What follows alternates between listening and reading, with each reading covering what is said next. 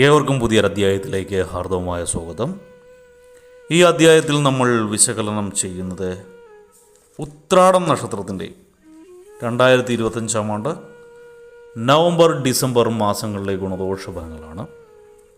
ഞാൻ ആദ്യമായി ഒന്ന് പറഞ്ഞോട്ടെ, ഇത് ഉത്രാടം നക്ഷത്രത്തിൽ പിറന്നവരുടെ പൊതുവായ ഫലമാണ് നമ്മളിവിടെ വിശകലനം ചെയ്യുന്നത്. നിങ്ങൾക്ക് ഓരോരുത്തർക്കും വ്യക്തിഗത ഫലം ലഭിക്കുന്നതിനായിട്ട് നിങ്ങളുടെ ജാതകം ഒരു ഉത്തമനായ ജ്യോതിഷിയെ കാണിച്ച് രാശി ചിന്തനം നടത്തി മുന്നോട്ട് പോകുന്നതാണ് എന്തുകൊണ്ടും നല്ലത്. ഇനി പൊതുവായ ഫലത്തിലേക്ക് വരാം.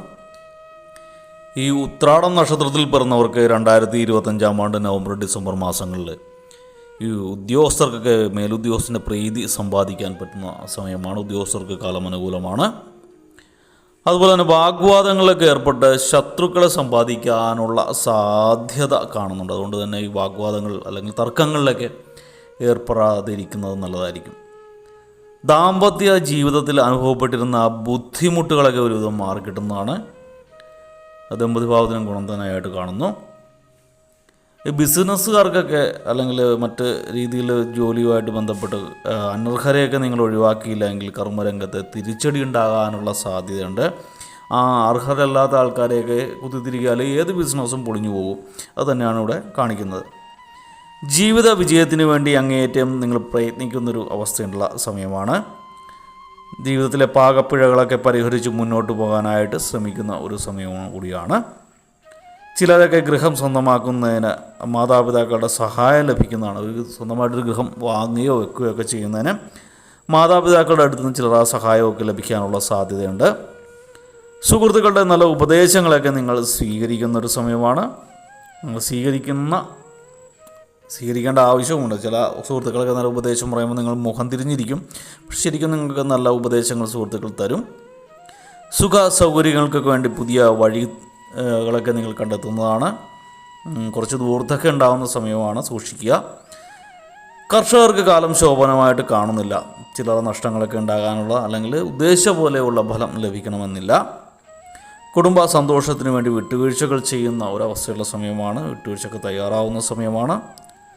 നിങ്ങളുടെ സാമ്പത്തിക സ്ഥിതിയൊക്കെ ഒരുവിധം മെച്ചപ്പെടുന്ന ഒരവസ്ഥയുള്ള സമയമാണ്. പ്രവർത്തന രംഗങ്ങളൊക്കെ കൂടുതൽ പുഷ്ടിപ്പെടും. കർമ്മമേഖല കുറേ കൂടി വലുതാകുന്ന സമയമാണ്. നിങ്ങൾക്ക് ആത്മവിശ്വാസമൊക്കെ ഇച്ഛാശക്തിയൊക്കെ ഒന്ന് വർദ്ധിക്കും.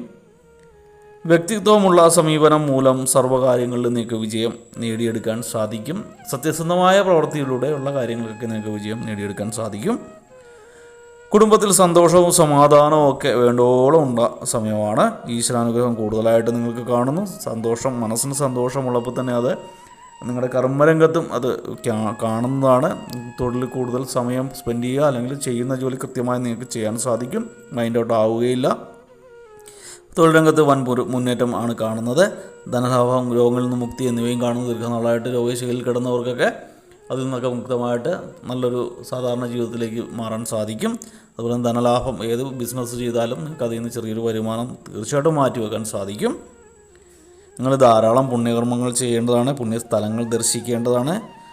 പുണ്യകർമ്മങ്ങൾ ചെയ്യുമ്പോൾ ഈ ആശുപത്രി കിടക്കയിലൊക്കെ ദീർഘനാളായിട്ട് കിടക്കുന്നവർക്ക് അല്ലെങ്കിൽ മാറാവ്യാധികൾ പിടിപെട്ടവർക്ക് ധനസഹായം ചെയ്യും. മരുന്നുകൾ വാങ്ങിക്കൊടുക്കുന്ന, ഔഷധം വാങ്ങിക്കൊടുക്കുന്നത് ഗുണകരമാണ്.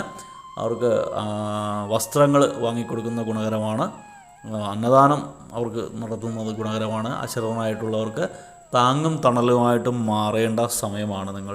ഭഗവാൻ നിങ്ങൾക്ക് അനുഗ്രഹങ്ങൾ ചൊരിയുമ്പോൾ അതിലൊരു വീതം മറ്റ് കഷ്ടപ്പെടുന്ന ആൾക്കാർക്ക് വേണ്ടി മാറ്റി വെച്ച് കഴിഞ്ഞാൽ നിങ്ങളുടെ മോശം സമയത്ത് നിങ്ങൾക്ക് ഇതിൻ്റെ ഫലം ലഭിക്കുന്നതാണ്. മറ്റുള്ളവരുടെ സഹായിക്കാനുള്ളൊരു മനസ്സ് നിങ്ങൾ കാണിച്ചിട്ടുണ്ടെങ്കിൽ നിങ്ങളുടെ ഒരു അപകട സമയത്ത് ആരെങ്കിലുമൊക്കെ നിങ്ങളെ സഹായിക്കാൻ കാണും. ഭഗവാൻ ഇത് വീക്ഷിച്ചു കൊണ്ടിരിക്കുന്ന സമയമാണ്. നിങ്ങളുടെ ഓരോ പ്രവൃത്തിയും നമുക്ക് നല്ല കാലം വരുമ്പോൾ നമ്മൾ ചെയ്യുന്ന നല്ല പ്രവൃത്തികൾ തീർച്ചയായിട്ടും ഭഗവാൻ അദ്ദേഹത്തിൻ്റെ കൈവെള്ളയിൽ രേഖപ്പെടുത്തിക്കൊണ്ടിരിക്കുന്ന ഒരവസ്ഥയുള്ള സമയമാണ്. അപ്പോൾ എല്ലാവരും നല്ല കാര്യങ്ങൾ ചെയ്യുക, പുണ്യപ്രവർത്തികൾ ചെയ്യുക. മറ്റുള്ളവരുടെ ദുഃഖങ്ങളിലൊക്കെ നമുക്ക് അവരെ മുഴുവൻ സഹായിക്കാൻ പറ്റിയില്ലെങ്കിലും എന്തെങ്കിലുമൊക്കെ സഹായങ്ങൾ ആരുമില്ലാത്തവർക്ക് കൊടുക്കുക. അപ്പോൾ നിങ്ങൾ ബുധനാഴ്ചകളിലൊക്കെ ശ്രീകൃഷ്ണ സ്വാമി ക്ഷേത്രം ദർശിക്കുക. വ്യാഴാഴ്ചകളിൽ മഹാവിഷ്ണു ക്ഷേത്രം ദർശിക്കുക.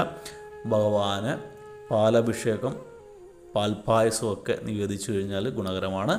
അതോടൊപ്പം തന്നെ ഹരിനാമകീർത്തനം വ്യാഴാഴ്ചയും ബുധനാഴ്ചയൊക്കെ ചൊല്ലുന്നതും ഗുണകരമാണ്. എല്ലാവർക്കും ഭഗവാന്റെ കാരണത്താൽ എല്ലാ ദുഃഖങ്ങളും ഒഴിവായി സുഖസന്തോഷത്തോടുകൂടിയുള്ള ജീവിതം ഉണ്ടാകട്ടെ, അതിന് ഭഗവാൻ അനുഗ്രഹിക്കട്ടെ എന്ന് ആശംസിച്ചുകൊണ്ട് പ്രാർത്ഥിച്ചുകൊണ്ട് നിർത്തുന്നു.